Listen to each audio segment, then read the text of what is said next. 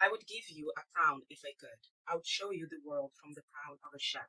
I would choose you, Zoya, as my general, as my friend, as my bride. I would give you a sapphire the size of an acorn.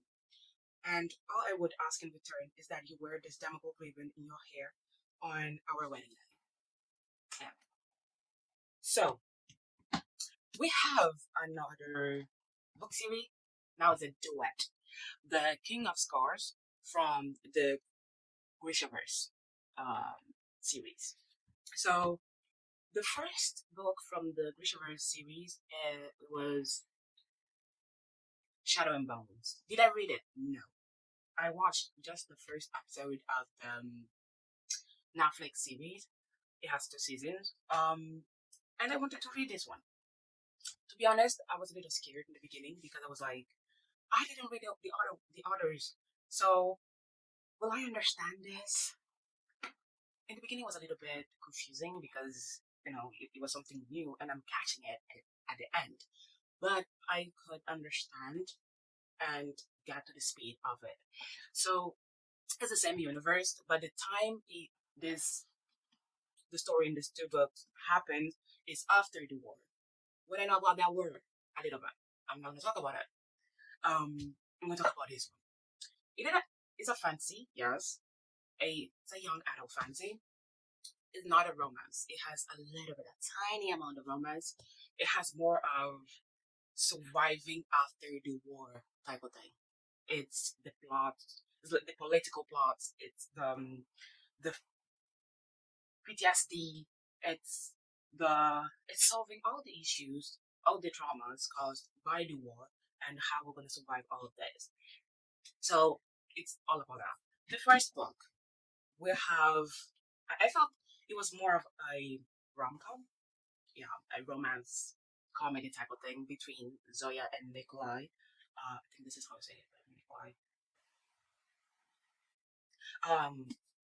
It was slow paced. It had a little bit of fillers. When it comes, we have multiple POVs in both, and they are all narrated by a third person.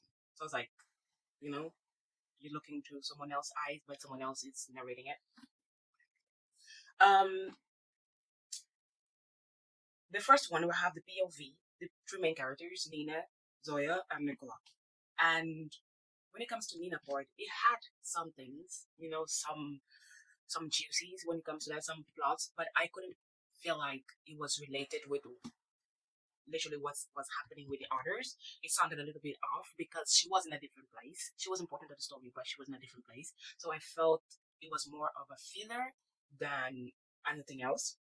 Uh, so I had to read it more of like skipping things. I focus more on the dialogues to be like what's happening when it comes to where she is, when it comes to her, and blah blah blah. But I skipped a lot because I felt it had a lot of fillers. The second one, a lot of people said that it was better than the first. For me, it was the same. Not the same thing, but it didn't go. It didn't get better. A little bit, yes, because we had a little bit of more romance, but it wasn't. It's like 99% it's other stuff, just 1% was romance. I think the author could focus on the romance part a little bit more, but I understand it being the way it was. I read it. This one I read it in 24 hours. The first one I took more time because it was during the weekdays, and I have very kind of time to be reading a lot. When it's weekend, I spend the whole day with it. So I think that was all. They have powers. Oh, I think if you didn't watch the series, if you didn't read the other books, you wouldn't know what the Grishaverse is. So we have a continent, we have people, and these people, some have powers, some don't have. Those who have powers, they're called Grisha. And within Grisha, we have layers of who has this power, who have that power. But to summarize, Grisha are people that can manipulate elements. What are those elements? Water. Water? I think water is included. Let me talk about what I remember, what I know. It's squirrelers. I don't look like I just read this one. I think squirrelers. This is how they're called. The ones that can manipulate the wind. Zoya can do that. We'll have some that can talk with the dad and whatever. That's Nina, but she developed that power after she used not used she was forced to use a type of drug that can amplify that power. We'll have people like Alina. They are summoners because they can summon things. Like Alina can summon the light from the sun. We'll have the Darkling, and he's a summoner as well. He can summon the shadow. So he can travel in shadow. He can he can do a lot of things with shadows. He have shadows that can fight with people, you know. So those type of powers. Nikolai doesn't have powers. He's just a prince, not just, but at the end in this series he had powers because the Darkling put some of his shadows, his demons, inside of Nikolai. So the story is mostly about her. I think I'm doing a poor job explaining this. Yeah, I'm doing.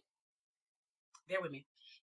Um, So yeah, the main plot, it's Nikolai having these things inside of him, having to work, like survive and still be a king while taking care of his people that's going through a lot of things. They're recovering from the war.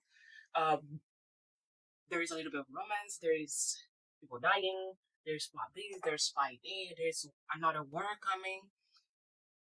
It's just that I felt like it was good, but I felt it was lacking a lot of more plot. I think because it felt more of like it was a closure to what happened in the other books, even though I didn't read it.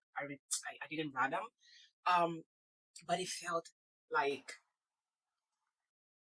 the last chapter of a huge book.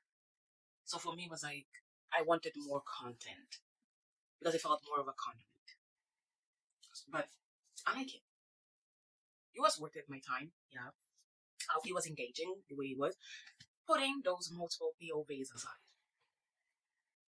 you should read it, especially if you read the other books and you watched the series. Or you should just go watch the series. It's kind of good. I just watched the first, but I think I'm doing a cool job doing all of this. I'm gonna cry. That's all for today. Now I'm gonna read way more books. I have the next one on my shelf to read is The Shepherd King. It has two books, The Duet. The One Dark Window and Two Twisted Crowns. It's a new thing. It's a romance as well as fantasy, but it's gothic. That's a new thing that I'm trying out. To be honest, I bought the book without knowing that it was gothic, but it's a good thing that it was gothic. I have like a good hand to choose different things, to try different things. I'm good. I'm the best.